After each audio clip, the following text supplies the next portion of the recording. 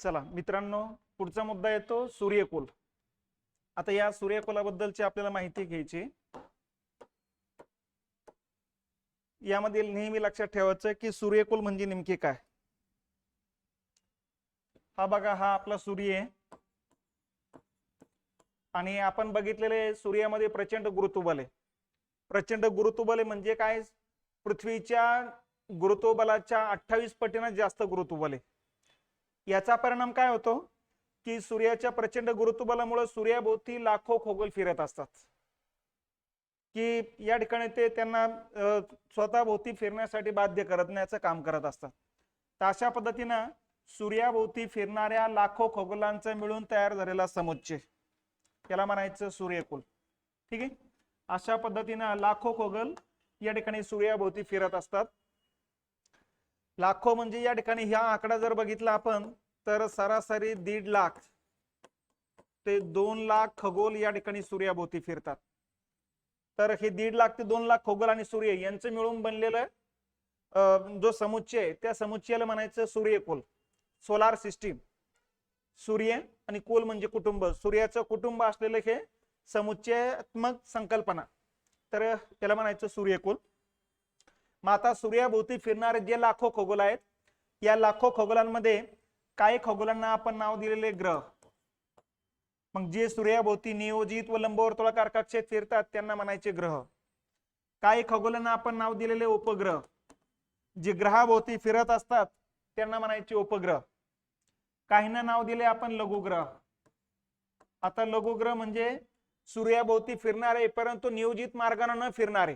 जसं ग्रह जे नियोजित व लंबवर्तुळाकार कक्षेत फिरत असतात तसे लघुग्रह जे आहेत या ठिकाणी सूर्याभोवती फिरतात परंतु नियोजित त्यांचा मार्ग नसतो. ठीक आहे. आणि त्याच्यानंतर काहींना नाव दिलं बटुग्रह.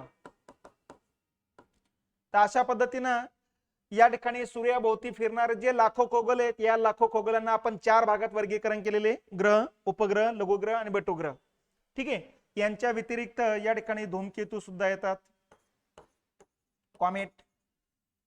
तर अशा पद्धतीनं कॉमेटची संख्या 20-25 असेल, बटुग्रहाची संख्या 5 आहेत, ग्रहाची संख्या 8 आहेत, उपग्रहाची संख्या 200 ते 300च्या दरम्यान आहे आणि लघुग्रहाची संख्या 1.5 लाखापेक्षा जास्त आहे.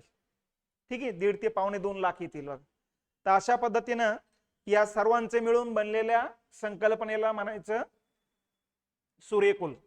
तर अशा पद्धतीने हे सूर्यकुल आहे. मग आता या ठिकाणी आपल्याला मूळ मुद्दा हा आहे की सूर्याभोवती फिरणारे जे खगोल आहेत, ग्रह, लघुग्रह, उपग्रह, बटुग्रह, धूमकेतू, उल्का, अश्नी, यांची निर्मितीचं कारण काय. यांच्या निर्मितीबद्दल वेगवेगळ्या थिअरी, सिद्धांत या ठिकाणी मांडले जातात. मग कुठल्या कुठल्या थिअरी किंवा सिद्धांत आहे त्या सिद्धांतामध्ये 4 ते 5 सिद्धांत नेहमी लक्षात ठेवायचं.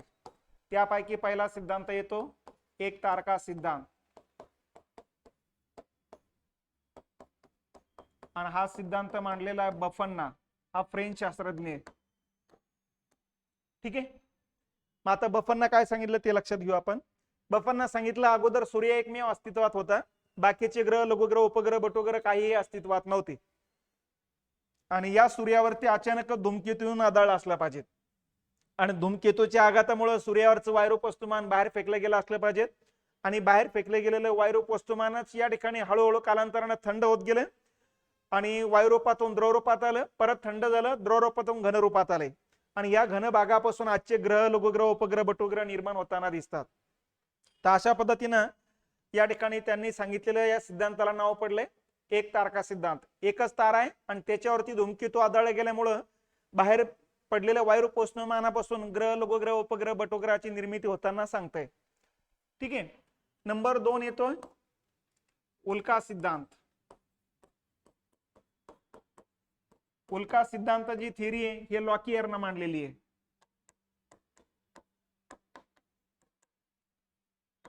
ठीक आहे. तर ही थिअरी जवळपास समान या ठिकाणी मांडली जाते. पुढची थिअरी येत असते विश्व मेघ सिद्धांत.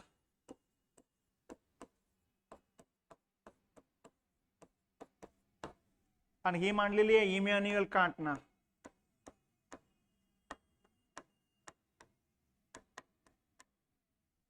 ठीक आहे. इमॅन्युअल कांटची थिअरी म्हटलं जात असतं.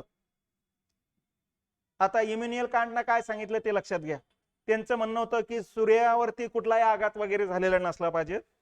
सूर्याचं तापमान वाढत गेलं, आकार वाढत गेला आणि काय काय ठिकाणी इतकं टेम्परेचर वाढलं की त्या टेम्परेचरमुळे त्या भागातलं जे वायुरूप वस्तुमान आहे ते वायुरूप वस्तुमान या ठिकाणी अतिशय विरळ झालं, हलके झाले आणि हलके झालेले वायुरूप वस्तुमान सूर्यावरून बाहेर पडले गेले आणि बाहेर पडल्या गेल्यानंतर मग ते सूर्यापासून जसे दूर गेले तसं त्यांची हीट कमी झाली आणि हीट कमी झाल्यामुळे साहजिकच त्या वायुरूप वस्तुमान हळूहळू द्रवरूपात आणि परत थंड झाल्यानंतर घनरूपात आले आणि या घन भागापासून आजचे ग्रह, लघुग्रह, उपग्रह, बटुग्रह निर्माण झालेले आहेत.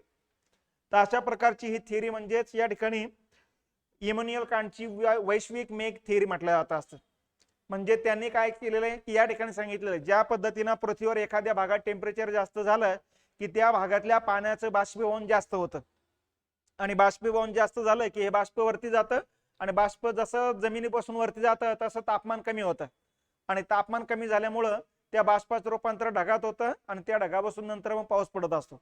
त्याच पद्धतीनं सूर्यावरती सुद्धा एखाद्या भागामध्ये उष्णतेचे केंद्रीकरण होत असलं पाहिजे आणि या केंद्रीकरणामुळे साहजिकच सूर्यावरचं वायुरूप वस्तुमान बाहेर पडत असलं पाहिजे आणि बाहेर पडत असलेल्या वायुरूप वस्तुमानाच या ठिकाणी थंड होत जात या ठिकाणी आजचे ग्रह, लघुग्रह, उपग्रह, बटुग्रह निर्माण झालेले असले पाहिजेत. म्हणून या थिअरीला त्यांनी नाव दिलं विश्वमेघ सिद्धांत किंवा विश्वमेघ थिअरी. ठीक आहे. चौथी थिअरी येते तेजोमेघ सिद्धांत.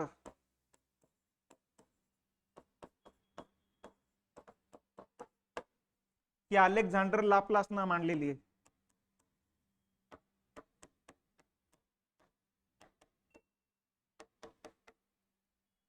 लाप्लासची थिअरी म्हटलं जातं असतं याला.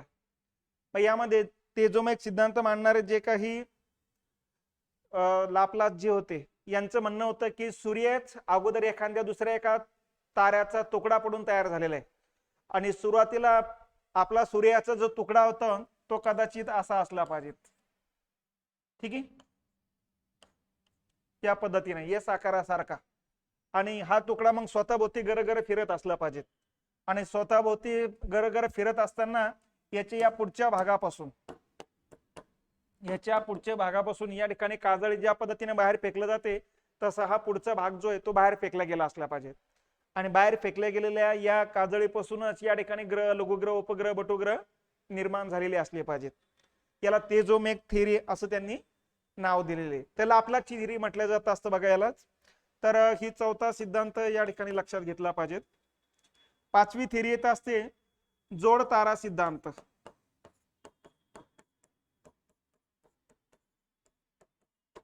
मग ही मांडलेली आहे आर्य लिटलटननी.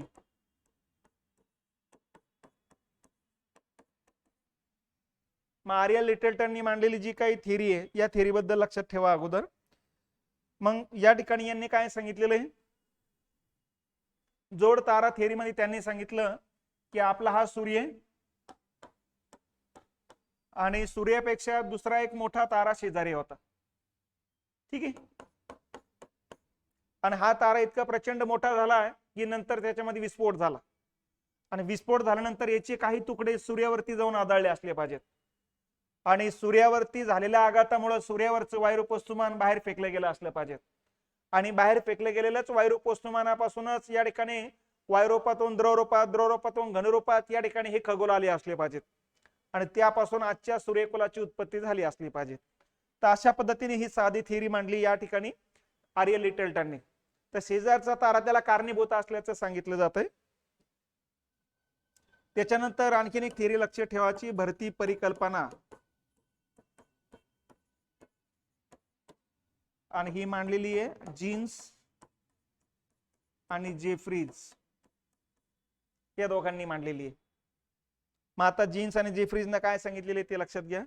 जीन्स आणि जेफ्रीजनं सांगितलं की या ठिकाणी सूर्य आणि सूर्याजवळचा एक मोठा तारा होता. ठीक आहे. पण या ताऱ्यामध्ये विस्फोट नाही झाला. या ताऱ्यामध्ये विस्फोट झालेला नाही.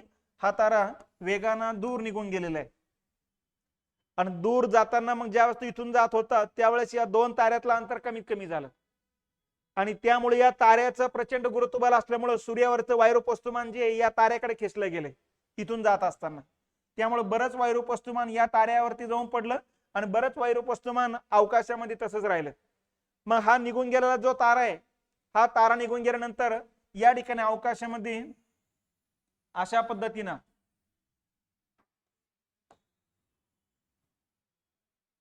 मधल्या भागात फुगीर आणि दोन्ही बाजूला चेपट्या अशा पद्धतीने अब्रिका तयार झाले असले पाहिजेत. आणि या अब्रिकेमध्ये हे वैरूप वस्तुमान या ठिकाणी गच्च भरला असलं पाहिजे. आणि ह्या अब्रिकानंतर मग सूर्याभोवती फिरू लागले. ठीक आहे. मग या अब्रिकेमध्ये जे वैरूप वस्तुमान आहे ते हळूहळू थंड होत गेले आणि वायुरूपातून द्रवरूपात आले, परत थंड होत गेलं आणि द्रवरूपातून घनरूपात आलंय. तर अशा पद्धतीनं या ठिकाणी इथं घन भाग तयार झाले असले पाहिजेत. आणि यापासून आजचे ग्रह, लघुग्रह, उपग्रह, बटुग्रह तयार झालेले असले पाहिजेत. आता त्यांचं म्हणणं हेच आहे की मधल्या भागात या ठिकाणी अब्रिकेचा आकार फुगिरे म्हणजे मधल्या भागातला जो खगोल आहे हा सर्वात मोठा ग्रह तयार झाला असला पाहिजे. आणि जसं सूर्याकडे जावं तसं मग प्रत्येकाचा आकार लहान लहान होत गेला असला पाहिजे. इकडं पण प्रत्येकाचा आकार लहान लहान होत गेलेला असला पाहिजे. कारण मग आकारानं सगळ्यात मोठा ग्रह आपल्याला माहिती आहे गुरु आहे. आणि गुरुपासून सूर्याकडे जाताना आकार लहान लहान होत जातो आणि गुरुपासून पलीकडे जाताना पण आकार लहान लहान होत जातो. म्हणून यांनी सांगितलेले आहे की डोळ्याच्या आकारासारखी दोन्ही बाजूला चेपलेली आणि मधल्या भागात फुगीर असलेली जी अब्रिका आहे या अब्रिकेमुळेच या ठिकाणी आपल्या सूर्यकुलाची उत्पत्ती झाली असली पाहिजे. तर या परिकल्पनेला नाव दिलं त्यांनी भरती परिकल्पना. ठीक आहे, टायडल हायपोथिसिस. तर अशा पद्धतीनं हे वेगवेगळे थिअरी जे आहेत या 4 ते 5 6 थिअरी लक्षात ठेवायच्या. याच्यापेक्षा 80-90 थिअरी आलेले आहेत. पण मागच्या सगळ्या प्रश्नपत्रिका बघितल्यानंतर लक्षात येतं या 5-6 थिअरी भोवतीच प्रश्न या ठिकाणी असतात. जोड्या लावा म्हणूनही प्रश्न असतात. पण या 4-5 जर थिअरी माहिती असेल तर बाकीच्या थिअरी 1-2 माहिती नसलं तर काही फरक पडणार नाही. कारण बाकीच्या सगळ्याच करायचे म्हटलं तर 80-90 करावं लागेल. म्हणून या सगळ्या थिअरीवरूनच लक्षात घ्यायला पाहिजेत की सगळ्या थिअरी मधले समान मुद्दे आहेत. आणि हे समान मुद्दे म्हणजे सूर्यापासूनच ग्रह, लघुग्रह, उपग्रह, बटुग्रह निर्माण झाल्याच्या सगळ्याच थिअरी सांगतायत. एकही थिअरीवाल्याने हे सांगितलं नाही की सूर्याच्या व्यतिरिक्त बाकीच्या दुसऱ्या खगोलापासून आपले ग्रह, लघुग्रह, उपग्रह, बटुग्रह निर्माण झालेत म्हणून. सगळ्यांचं म्हणणं एकच आहे, फक्त सगळ्यांनी सूर्यावरचं वैरूप वस्तुमान बाहेर पडण्याच्या पाठीमागची जी कारण आहेत ही कारणं वेगवेगळ्या पद्धतीने सांगण्याचं काम केलेलं आहे. कोणी सांगितलं धूमकेतू जो आदळले गेल्यामुळे ते बाहेर पडला असलं पाहिजेत. कोणी सांगितलं प्रचंड उष्णतेमुळे ती बाहेर पडला असले पाहिजेत. कोणी सांगितलं या ठिकाणी तबकडी सारखी आपला अगोदर तारा असला पाहिजेत आणि या तबकडीच्या या प्रचंड हिलण्यामुळं जी काजळी जशी बाहेर पडते तशा पद्धतीनं या ठिकाणची या घटना घडत असल्या पाहिजेत. तर अशा पद्धतीने या सगळ्या थिअरी जे आहेत सूर्यकुल उत्पत्तीच्या थिअरी म्हणून ओळखल्या जात असतात. ठीक आहे. तर याला म्हणायचं सूर्यकुल. तर आता सूर्यकुलाची व्याख्या काय? सूर्याच्या गुरुत्वबलाच्या कक्षेत सूर्याभोवती फिरणाऱ्या खगोलांच्या समुच्चयाला सौरमाला किंवा सूर्यकुल किंवा सोलार सिस्टीम म्हणत असतात. मात्र या सोलार सिस्टीम मध्ये या ठिकाणी आपण जर बघितले तर अनेक खगोले, काहींना आपण नाव दिले ग्रह. त्या ग्रहाभोवती या ठिकाणी लघुग्रह फिरत असतात. त्याच्यानंतर बाजूला या ठिकाणी बटुग्रह फिरत असतात. ग्रहाभोवती उपग्रह फिरत असतात. आणि अशा पद्धतीनं ही उल्काचा हा पेरड या ठिकाणी दिसत असतो. या उल्का आहेत मग. ठीक आहे. यांचं मिळून तयार झालेला समुच्चय म्हणजे सूर्यकुले. ठीक आहे. आता यांच्याबद्दलच्या ज्या थिअरीज आहे या थिअरीज मध्ये सरळ सरळ 2 भाग पाडले जातात. एक तारका सिद्धांत ज्या थिअरीमध्ये एकच तारा दाखवलेला आहे आणि द्वितारका सिद्धांत ज्या थिअरीमध्ये 2 तारे दाखवलेले आहेत. मग एक तारका सिद्धांतामध्ये वायव्य राशी सिद्धांत, इमॅन्युअल कांटची थिअरी, याला आपण वैश्विक मेघ सिद्धांत म्हटलेले. वायव्य राशी म्हणजेच मेघ सिद्धांत म्हटलं जातात. त्याच्यानंतर निहारिका किंवा तेजोमय सिद्धांत अलेक्झांडर लाप्लासनं मांडलेली थिअरी मांडली जात असते बघा. ठीक आहे. त्याच्यानंतर उल्का थिअरी लॉकियरनं मांडलेली आहे आणि एक तारका सिद्धांत बफननं मांडलेला आहे. तर या पद्धतीनं या 4 थिअरीज या ठिकाणी लक्षात घेतल्या पाहिजेत. दुसऱ्या बाजूला आहे द्वितारका सिद्धांत, यामध्ये 2 तारे दाखवले जातात. मग यामध्ये ग्रहाणू सिद्धांत आहे, चेंबरलेन आणि मोल्टनने मांडलेली. भरती परिकल्पना जीन्स आणि जेफ्रीजने मांडलेली बघा. जोड तारा सिद्धांत आर्य लिटलटनने मांडलेली थिअरी. या सगळ्या थिअरी आपण बघितलेल्याच आहे. विखंडन सिद्धांत आहे, विखंडन होत असलेली रॉसगनची थिअरी. आणि विद्युत चुंबकीय सिद्धांत अल्फा वेनची थिअरी. तर अशा पद्धतीनं या 8-9 थिअरीज आहे. पण माझ्या हिशोबानं या ठिकाणी ही एक थिअरी लक्षात घेण्यासारखी, ही दुसरी आहे. ठीक आहे, या दोन्हीचा अर्थ एकच आहे. त्याच्यानंतर ग्रहाणुयोग थिअरी लक्षात ठेवा, भरती जोड तारा, एवढ्या थिअरी जरी लक्षात ठेवल्या तर मोर दॅन सफिशियंट आहे. तर अशा पद्धतीनं सूर्यकुलाच्या उत्पत्तीच्या या थिअरीज लक्षात घेतल्या पाहिजेत. आता पुढचा मुद्दा येतो आपला की सूर्यकुलामध्ये जे अनेक खगोल आहेत, या अनेक खगोलापैकी एक एक खगोल आपल्याला बघायला सुरुवात करायची. मग त्यामध्ये पहिला खगोल येतो ग्रह.